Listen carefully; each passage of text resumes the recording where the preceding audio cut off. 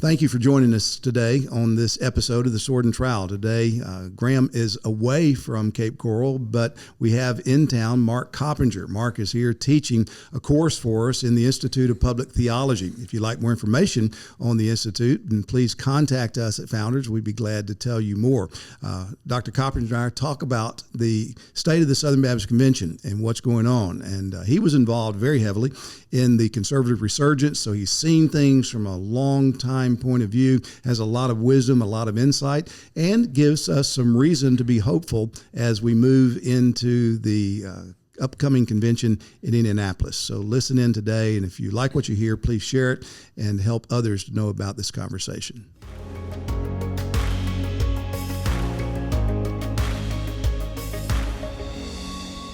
Welcome to the Sword and Trowel. The Sword and Trowel is a podcast of Founders Ministries, and Founders exists for the recovery of the gospel and the reformation of local churches. And I'm Tom Ascol, and I am here with Mark Coppenger. Dr. Coppenger, welcome to the Sword and Trowel. Great to be here. Thank you. Glad to have you actually on the set today. You're here in Cape Coral teaching for the Institute of Public Theology, and this has just been day one. You've just completed, right? Right. And it's logic and rhetoric. Right. Yeah. And the subtitle is Reasoning and Persuading. Yeah, very good. Very good. I got to sit on about an hour of your lectures today and really benefited from that. So thanks a lot for giving yourself to this.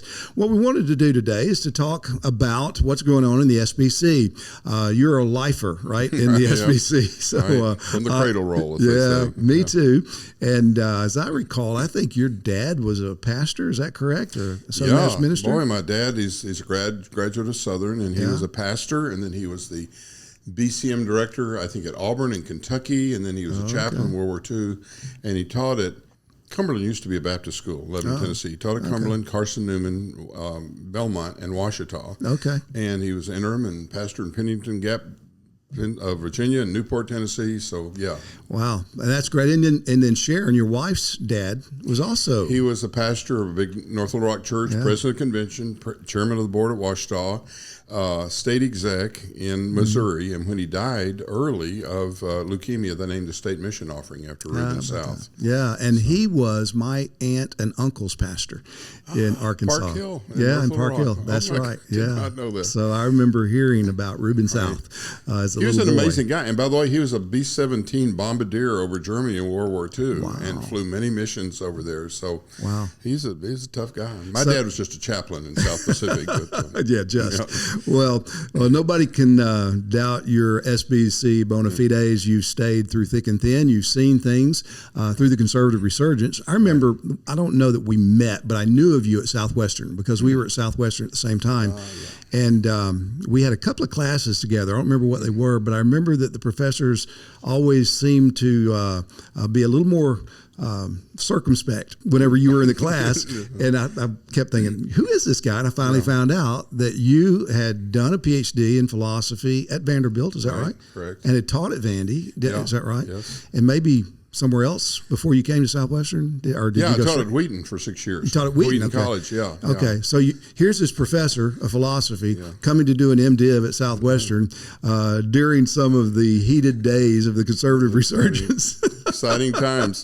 And by the way, some of the guys at Wheaton said, "Oh, you've already got a PhD. What are you going to, selling the house and moving down?" Yeah, but I don't have it in ministry or preaching. And I was drinking out of a fire hose. I mean, Greek and Hebrew and preaching all that. It was a great experience. Yeah. Well, I remember being grateful that you were there because, again, the professors acted a little better. I didn't know that. They did. They definitely did. When you weren't there, it was not as easy. So, that's funny. No, I was glad to know of you and then get to know you through the years and appreciate so much your friendship and just admire how faithful you've been so long in a lot of different circumstances. You've seen the good, the bad, the kind of underbelly of the SBC, and you're still pro SBC. Oh yeah, I love it, and I'm in for its family. And I have to say, I showed a clip of you from the 2019 convention in Birmingham to the class today on rhetoric and how you took to the mic and said, "This CRTI stuff, you don't know what you're getting into." And it was a very courageous thing, and you spoke so eloquently. So I brag on you, and thank God for you. Well, that's kind of you. Well, man, if you had to give a State of the SBC Union address, what would be some of your main points? Well, I'm very encouraged by it. I mean, it's a different thing, but there is an element of comparison between the SBC and our nation that things were pushed or have been pushed in a certain way, and now I think people are saying, I think, we're still a nation, but I think something needs to be tweaked. And I got that sense. I tell you, that vote on the bylaw about women, the law amendment, I was surprised. I mean, I was a little surprised that they drew the line on women pastors the day before. Yeah. But when they got that 2/3 vote, and I remember some of the big leaders in recent years were standing, you could tell they weren't enjoying this. And we just went right ahead and did it. And it gave me a little bit of a feel from 1985 in Dallas and some of those early days in conservative resurgence, where a lot of the people who were big shots were saying, no, it's not worth it. Don't come on, you're being divisive, and we showed up and we voted, and it's like, wow, did that really happen? And so I think the ground is still good, and there was a little bump there, and it's like, whoa, I think we're coming back. Yeah, well, I was encouraged by that too. And when you factor in how it came to be, because Mike Law made that motion the year before, it got referred to the executive committee. He was invited to speak to it, to the executive committee. They kind of changed that on him as it led up to it, and they only gave him a couple of minutes when he was supposed to have longer. And then the executive committee didn't want to bring it out. Yeah. They weren't going to bring it out, and so much pressure was put on them. Now, I don't know if it's ever happened before. I can't recall it, but they brought it out, but saying, we don't want you to vote for this positively, but we're going to bring it out, let you vote. And so you had all that going against it, and we still voted with a supermajority to do it. So that is a very encouraging thing. And it was very heartening to me. Yeah. So the convention coming up in Indianapolis in June of this year, we have to vote on it again. Correct. So it has to be affirmed 2 years in a row to change the bylaws. And there's been some efforts to overturn that or to stop it, to slow it down. And James Merritt made the motion to have a cooperation group study, what it means to cooperate in the SBC. And so Bart Barber appointed a committee of people. And on that committee are some folks who very outspokenly voted against the law amendment, who have women pastors in their churches. So I don't know how that's going to come out. Yeah, I just, I looked at that, and I do think that they were against it, but they were putting it in a broader thing. Like, we're concerned that, let me put this in context. I was talking to Herschel Hobbs years ago, writing a little piece for a Baptist theologian's book, and he was talking about an august Atlanta pastor or some grand fellow back in the 30s or whatever. And anyway, he was sitting on the platform, maybe in a very fancy tuxedo or something, and things were popping at the microphones. And anyway, he said, one guy leaned to the other and said, "This is not seemly. This is not appropriate, tacky." And he said, "Oh, if you're going to let the little dogs hunt, you got to let them bark." And, so arrogant, but in a sense, like, okay, we little dogs barked. And so they were kind of huffing and puffing and saying, well, you guys got ahead of your skis there. You don't know where this is leading, and let us take care and show you how to be. And so they said the little dogs barked, and now let's help. But instead of just saying straight on, we made a big mistake here with the deal. We're going to put it. Now, I'm reminded of when we had the 2 votes back in the 90s on churches affirming homosexuality. There were 2 in North Carolina, and so we did the 2-year vote. First one, I think, maybe Indy, second Houston. And so we don't do that very often. We underlined that. Now they're saying, oh, yeah, and you do that this year, then what next are you going to do? I mean, we basically allow for just war or something, so now if they're a pacifist, we throw that church out. So anyway, I'm thinking, no, the answer is quite simple. We're not just going to run crazy with this thing. It's just like, if something becomes so grievous, so outstanding, we may do a 3rd one sometime 5 or 6 years from now, but don't say... See, there was a little bit of this with the gay thing. They were saying, oh, yeah, you'll do that this year. Then the next year, if there's social drinking at the Sunday school party, and then the next thing you know, if you have social dancing or whatever, and they were saying that slippery slope's going. But the slippery slope could go the other way. That's right. And you could say, okay, we excuse that this time. Then what are you going to excuse? Transgender affirming, deacon? I mean, what? Where are you going to go that way? So they're kind of playing the slippery slope game. And I would say, cool your jets. We know what we're doing, and we want to underline this one. Because otherwise, it's just the pleasure of the convention. Yeah, we did that last year, but hey, it's no big deal. It's not this year. We can let them in this year. This is our way to put a strong exclamation mark or to highlight in, some color. And we don't do that lightly, and it takes 2 years. So, take a deep breath. This is a good thing. Yeah. And I just wonder that cluster at the microphone, if that was that impressive to people, including James, it's like, oh, I see. So that's where you guys have been. So I'm not worried about that so much. Good. Well, I hope that gets whatever recommendation. I'm not counting on any good recommendation coming out from it. So hope that there will, if it's a bad recommendation, that there will be a minority report from guys on the committee who say, no, we're not going that way. Thank you for joining us today for this conversation on the Sword and the Trowel. I wanted to make you aware and give you some more details on the regional conference that we are going to be having coming up here this July. That's July 26th and 27th, and it is the conference on family life in the negative world. Pastor Tom Ascol, Dr. Joel Beakey, and myself will all be there speaking for that conference. It's going to be a wonderful time. You can go to founders.org/familylife in order to register for that conference. It's just a shorter conference, a regional conference. It's just 2 days, but it's going to be a wonderful time of fellowship and thinking about what God has to say to us when it comes to how we are to live in families, be family members, and raise our families in an increasingly hostile world.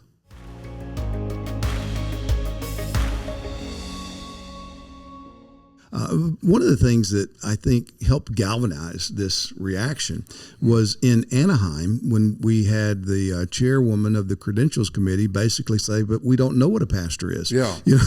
We can't decide this because we don't know what a pastor is.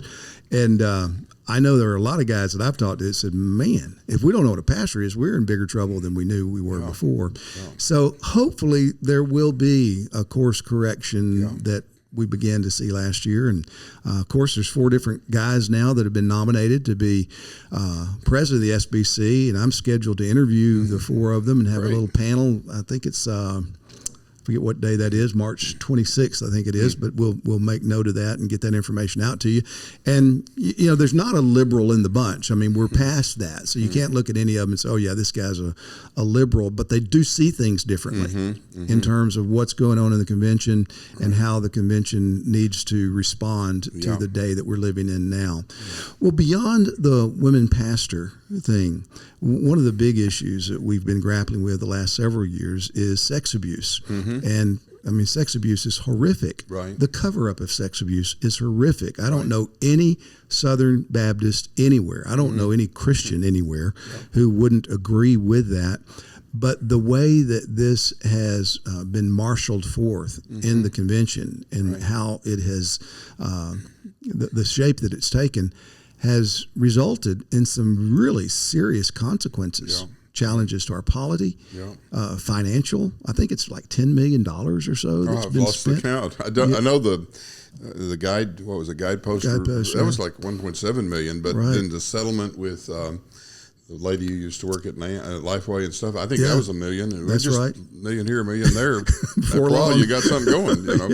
Yes, I mean, you've done some writing on this, and I've seen, you did a statistical analysis, actually. If you take all of the original, 700 cases supposedly that the San Antonio Express and Houston Chronicle came up with, and these are public records, so it's not like this is covered up anywhere. And then when they filtered it down, it wasn't 700 Southern Baptists. They weren't all Southern Baptists. Yeah, it was actually 700 victims, so to speak. Is that what it was? It was only okay. 218, I think, original convictees. Perpetrators, okay, yeah. And then they did a little more research, and I think they came up with 263. And then that's over a 20-year period. That's from 2000 on up. Yeah. Well, I mean, forgive me. I used to be the public relations guy for the executive committee, and I did it sincerely. I mean, it wasn't like I was just a hired flack or something that I thought, look, we're honorable. They're calling us all kinds of names, rednecks, bibliolatrous, you name it. And I said, no, I'm going to stand up for the honor.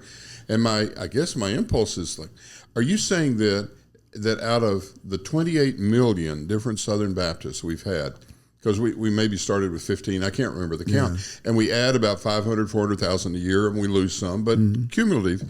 And to get 263 out, I mean, what's the percentage? Out of 28 million, in a sense, I'm surprised it wasn't more. I mean, I figured at a certain point it'd be a certain number of mega churches that you'd have one case. And so anyway, I said, let's cool our jets a bit here. Of course, it's terrible, but it strikes me that we are, and I've just written a piece actually about crying fire in a crowded theater, and I just think we panicked, and all of a sudden, and they were giving up our legal counsel and turning to the totally disinterested adepts in the outside world.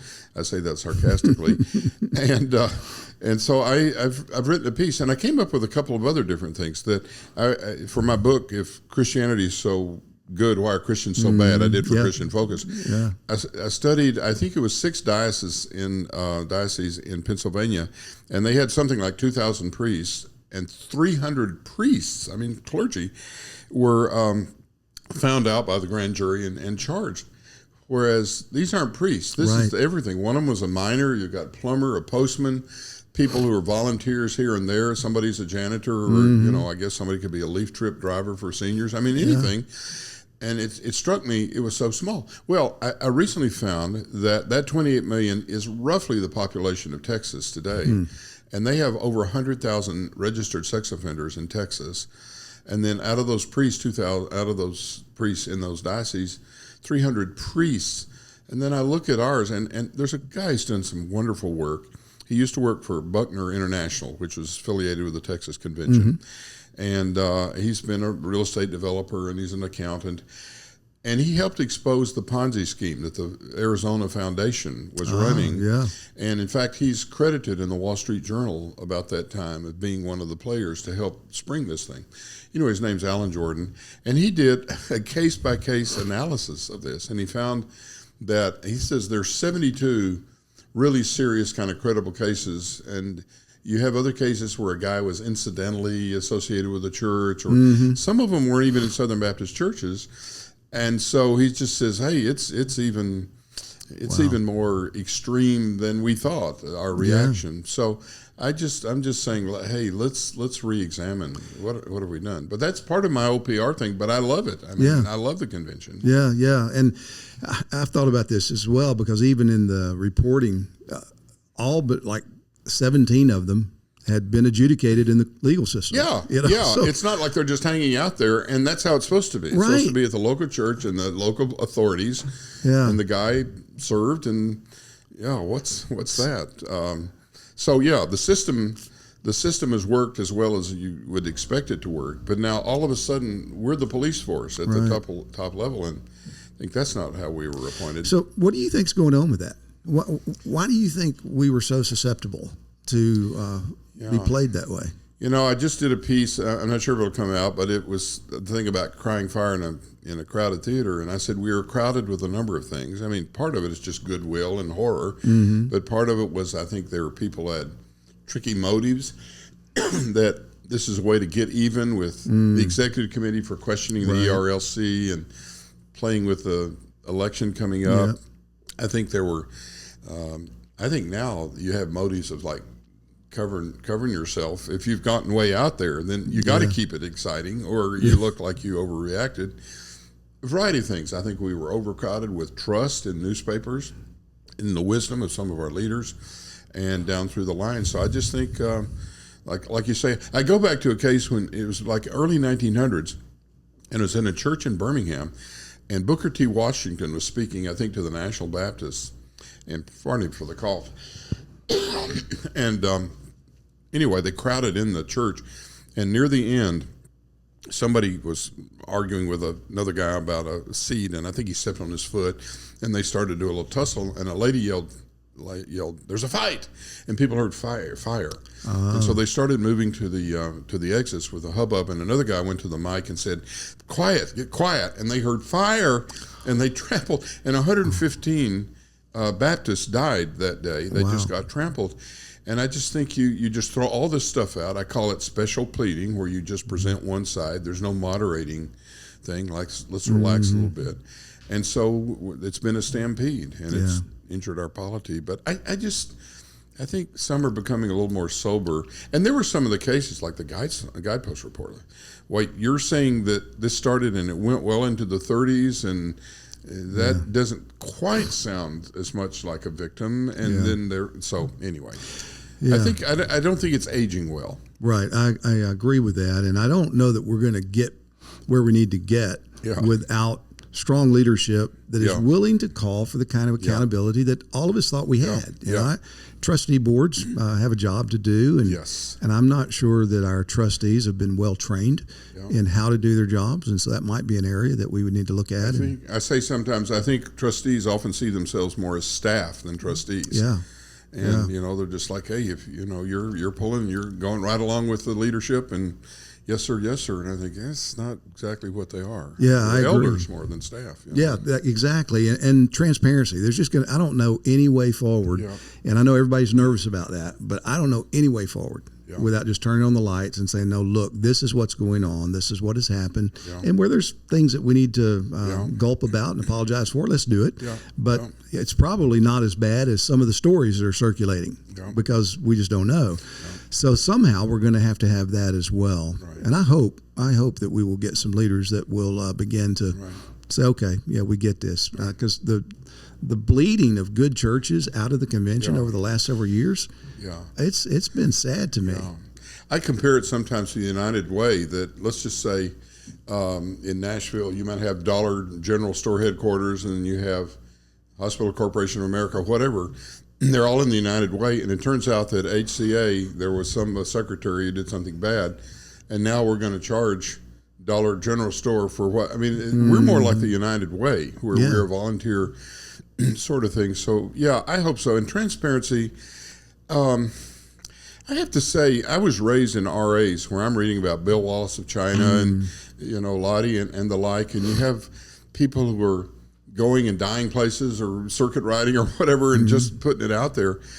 And I'm more concerned than I've ever been that we're really becoming slick, and we're becoming more like business oriented, and you have non-disclosure this, and you have golden parachutes and all this kind of stuff. And like, boy, where's that RA dream I had of just putting it out there and letting the people know? And that, I would say, it has to do with benefit packages and so forth and so on. It's like, what are you anxious about? Well, that's not good business practice and stuff. Well, we're not a business. We're a ministry, and that's just one of my things. But I love the transparency thing. Well, I think it's got to happen because if Southern Baptists believe in anything, we believe in missions. We want to get the gospel around the world.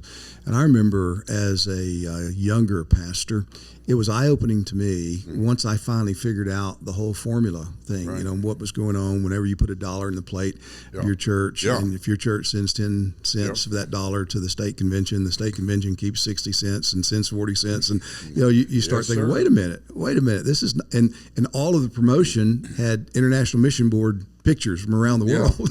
And that's what we thought we were supporting. And we were, but it just needed to be more transparent. And once that happened, states started kind of getting on board with doing things better. And we just need that. So God willing, going forward, we'll see some of that. I hope so. And I just think the base is firm enough that people of goodwill, if they'll get in the vans and so forth and show up as they did in the old days, that people will be surprised. I do use this word, I've used it before, ingratiationism. And I think that we have a number of people who are saying, if we just will, we've heard the word pronoun courtesy, and like the world is watching, and I think that some of us think of us as a manager. We're managing and we're marketing and the like, and I'm losing more track of just the sheer power of truth and the word from the pulpit. And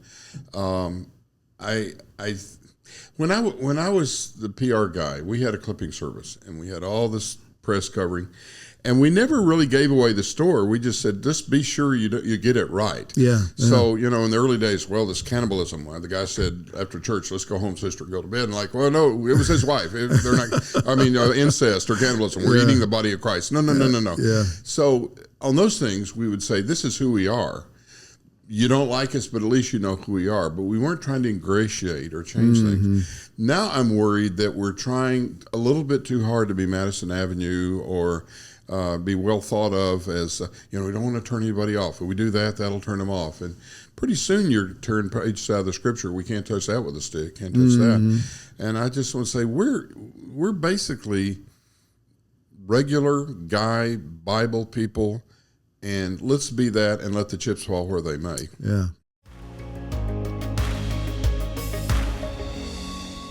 Thank you for joining us for this episode of The Sword and the Trowel today. If this episode has been helpful to you, or if any of the resources that Founders Ministries puts out is helpful, and there are many resources if you go to founders.org, we'd love for you to come alongside us, to support us in our ministry and in our endeavors. The Lord's been kind to us and faithful to us in allowing us to do so many things, from our publishing to our podcasts to our theological journals and conferences and many other things. But if the Lord is calling you to come alongside us and support us in this, we'd ask you to go to founders.org, and you can go to the Give tab there and support us financially. We thank the Lord for your gift.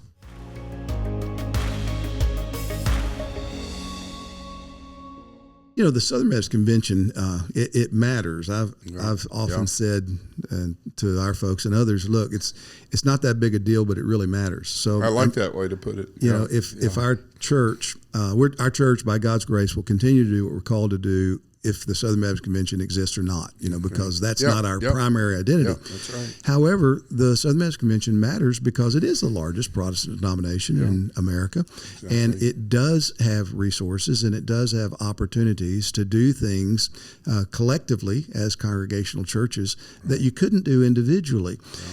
And one of the things that's happened to me, Mark, over the last, 6, 7, 8 years or so, is I've become convinced. I was slow. It took a long time, and I was really a skeptic early on. But I've become convinced that there are larger forces at play that want to sway the SBC. They want to take it over. They don't care about religion. They don't care one way or the other. They have issues that they're concerned about culturally, politically, and financially, that if they can do this and get the SBC to not take a stand, or maybe to open up themselves to taking a stand in some other areas, that they can get their agenda furthered. And I've seen the evidence now, and there's a book coming out by Meg Basham, and she connects the dots on this, that I believe if the average Southern Baptist deacon sitting in our churches saw this, would be incensed and would not stand for it.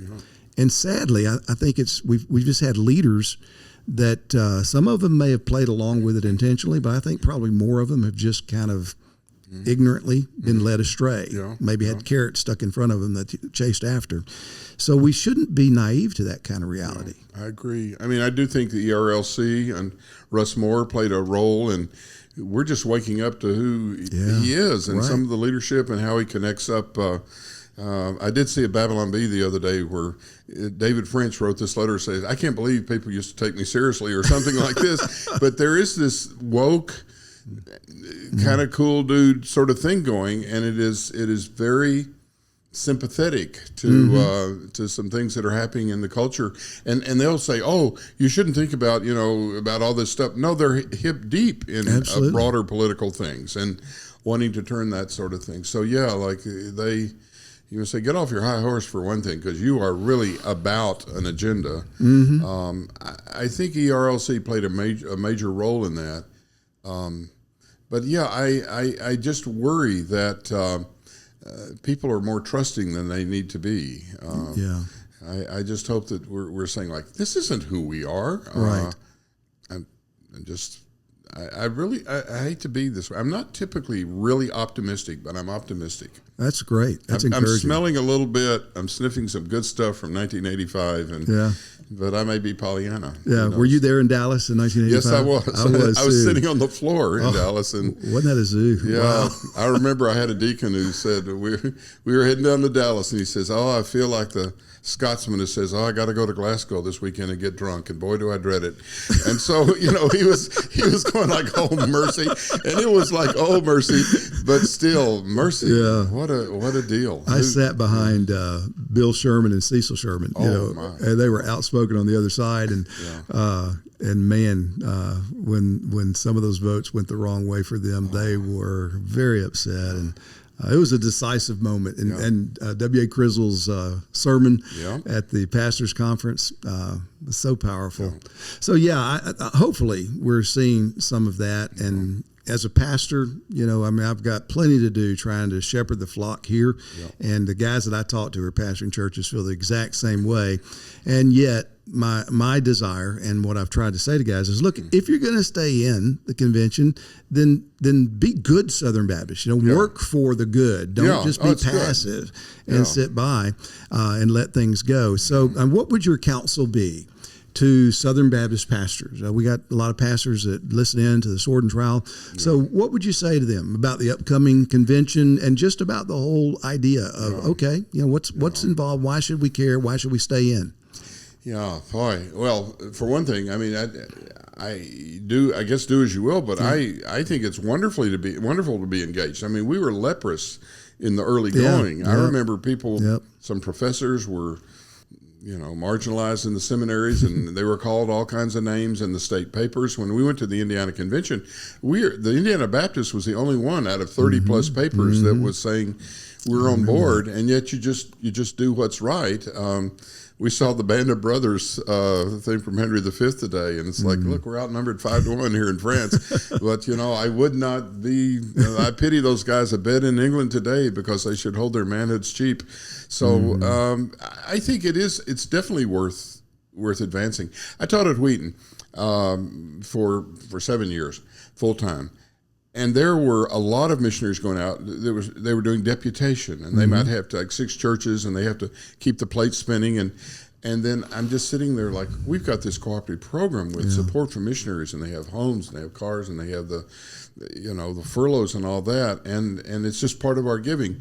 And I love that so much, and I believe in that. And the great good, I mean, I read state papers and stuff, and the great good that's being done in so many places. But we've got to get the grassroots people there. Yeah. And so I'd say turn out for Indianapolis and be decisive. Some of these guys were mill workers in Texas, and they would drive down in a van from Oklahoma and maybe spend the night in some little scratchy place or in the van and vote for the president and get back so they didn't lose some money. And I'm thinking that's what turned it around. Yeah. If we just left it to, I mean, it used to be the case, I think they say that, we would say to liberals, we'll call you Christians if you call us scholars, Well, I think now we're more like saying, we'll call you cool and sensitive stuff, and if you'll call us cool. Yeah. And so we want to be that way. And I'm thinking, don't go out of your way to be awkward, but we are awkward. Yeah.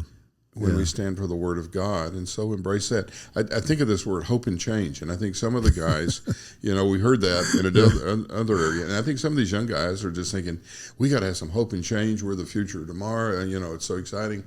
And I'm thinking, no, I think of from Other Brother, Where Art Thou, where you got the people in white, and they're going through the woods and go down to the river to pray, study about the good old ways. And I think we need to go down to the river and pray again. Amen. Amen. Well, I agree with you wholeheartedly. And what we are facing and the troubles we have, they'll all be solved by God coming down in power and His people being humbled again. And if the Lord would be so gracious to us to do that, that would be marvelous. And wouldn't it be wonderful to see the Southern Baptist Convention be a great force for great good, as it has been and is in some ways now, but it could be so much better. That would be wonderful. Yeah, it would. Well, you preach, I'll turn the pages. I love that. That sounds great. Well, Dr. Coppenger, thank you so much for joining me today. And it's always good to have you here in town and with your lovely wife. We just appreciate so much your stewardship of all that God's entrusted to you, and look forward to seeing how He will lead you in the future.